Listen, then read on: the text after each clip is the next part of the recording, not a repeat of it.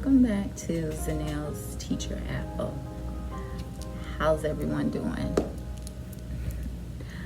I hope as well as you can under the circumstances. So I just wanted to record this video to give an honest opinion or just review of what it's like teaching during a pandemic. I think it's really important that we all, come together and talk about it and kind of seek out each other, especially during these difficult times, and really be honest with how we're feeling. So that's why I think this video is important to make. So as you can see, I am in my classroom. My school year started off online and has now moved to in the classroom. Just to recap, just to rewind. The school year started off 100% online. All of my students, me teaching from home, my students attending school from home. From August to October. And so in October, we were told that, so then in October, we were told that we were coming back in person. And the teachers were expected to start coming on campus to teach on campus. And the only way that you weren't going to teach on campus and you could teach from home, because we weren't really given a choice, was if there were some medical issues or accommodations that involved you being high risk. So if you didn't have that, then you were expected to come back and teach in person because you are an essential worker. At first, it was daunting. It was scary. We just didn't know what it was going to look like. The teachers didn't have a choice, but the parents had choice in whether they wanted to bring their child on campus or keep their child online. So we didn't have a hybrid model. It was either 100% on campus or 100% online. And in the grade that I teach 7th grade, there were about 50-50. 50% of the parents wanted their children on campus, 50% wanted them in person. So because parents did have a choice, the school had to do the best that they can to accommodate each parent and find space for their child. At this time, it was 6 feet. Are all the classes 6 feet apart? Absolutely not. Especially in elementary, where there are more than 50% of the children on campus. They're about 2 to 3 feet. Transferring from online to in person was a huge adjustment when it comes to mindset. I mean, this whole time I've been kind of isolated at home, teaching from a computer from a desk at home, and now I'm expected to come into person and teach in person. It was a huge mind shift for all of us, especially on top of that, you're just kind of terrified because of things that you heard and you don't know what's going on, and no one wants to get sick in the pandemic. You think the moment you get in a room with someone longer than 15 minutes, you're gonna get the virus. It's just the initial mindset that you have because you don't know, especially if you've been isolated for all these months and you haven't been around a huge crowd or a lot of people. And let's just be honest, going to the grocery store is not like going to work at a school. It's a totally different situation. You can distance yourself, or you don't know those people, you don't have to interact. School is a social environment. You have to interact with your students and other people that you work with. So it's kind of inevitable. You're going to be in a large group. Once school actually started and students start coming in person, I have, my largest class is like 12 kids. I have a very small classroom. If you remember from last year, So to fit in tables and make sure that they're 6 feet apart, I can only accommodate 12 students, whereas last year I had double that. So this year, different story. So half of my students are in person and half of my students are online. So I am teaching both models. So I have to be aware of all of my students and do the best that I can to accommodate them, whether they're in person or online.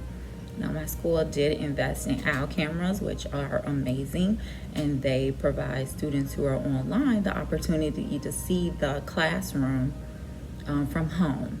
So that has been a huge blessing.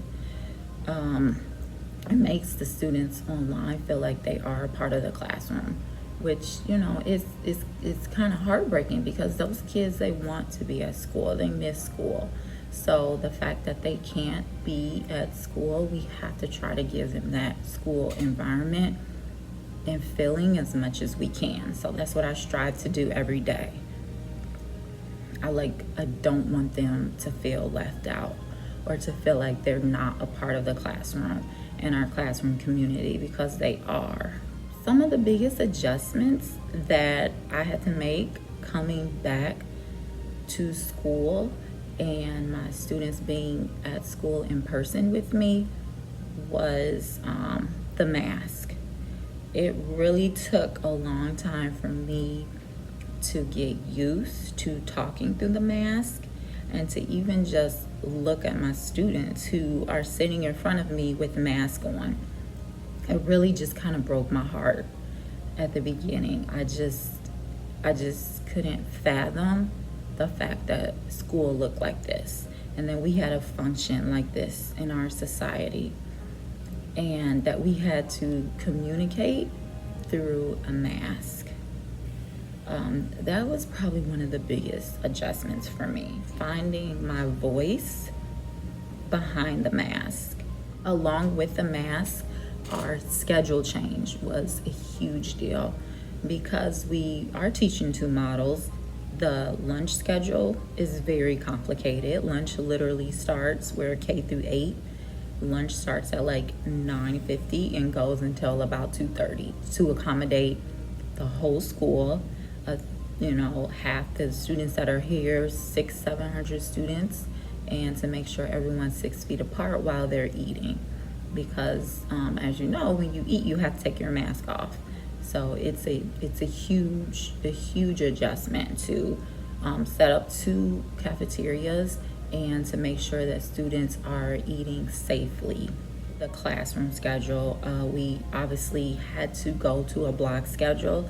There's no way that we were going to have all that movement for 7 class periods. We had to go to a block schedule and cut our class periods into 6 and at 90-minute increments.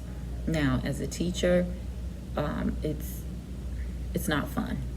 Having to talk through a mask for 90 minutes is an adjustment. It's something that I really struggle with at the beginning because I would find myself losing my breath, literally.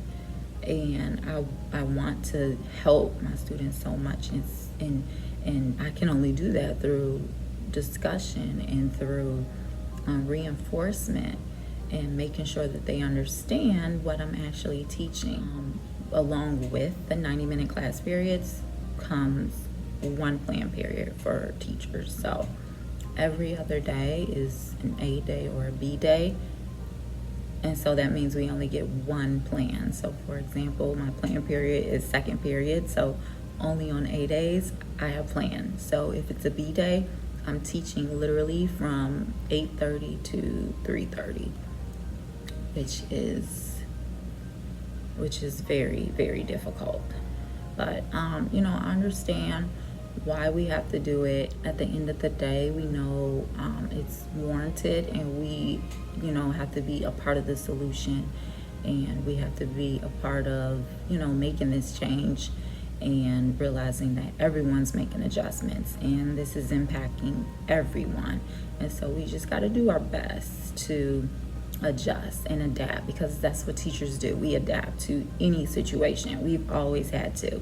So this is no different.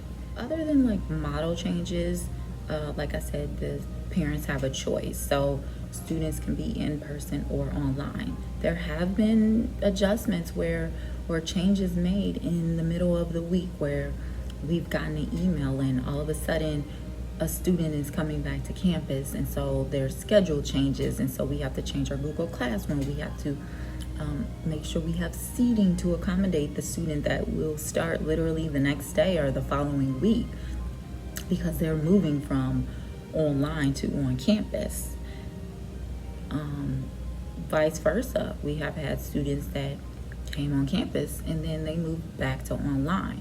Now, for 6 weeks, there were no cases at my school, and it was, it was wonderful. It was like everyone was on edge and kind of waiting for something to happen. It was kind of like abnormal, we just didn't know that we would function that long with no cases.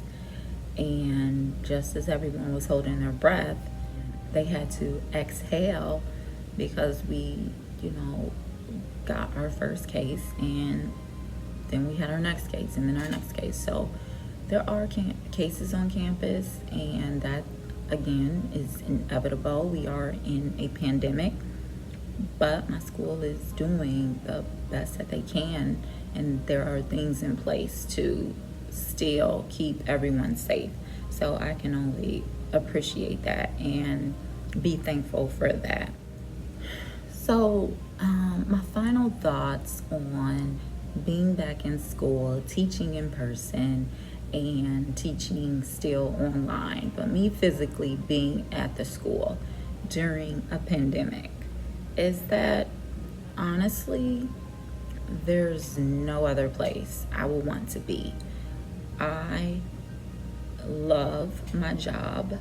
I love my students. I love the school that I teach at. And that's just not gonna change whether we're in a pandemic or not. I love what I do, and there's no other place that I'd rather do it than in the comfort of my classroom. It's just not the same. Teaching from home is not the same. It's not gonna have the same result, and it's just the reality of it. It just doesn't, it's not gonna work. It doesn't work for the teacher, and it doesn't work for the student. So as long as we're safe, this is where I want to be. But I know at the same time that there's always a possibility that we might have to go back to 100% virtual, and I'm gonna just have to be okay with that. But until the time being, I am happy with where I am.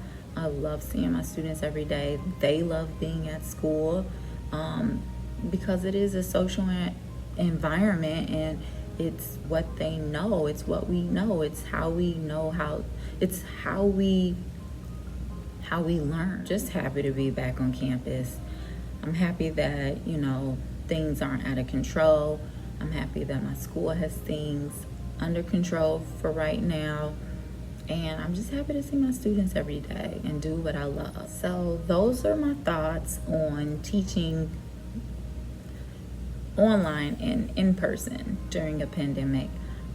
I hope that you are staying safe and that you are taking care of yourself first and foremost, your mental and your physical health. If you like this video, you like this content, please like, subscribe, leave a comment. Let me know what's happening at your school, how you're dealing with this pandemic and teaching and trying to do the best that you can with your students. I would love to hear from you. Until next time.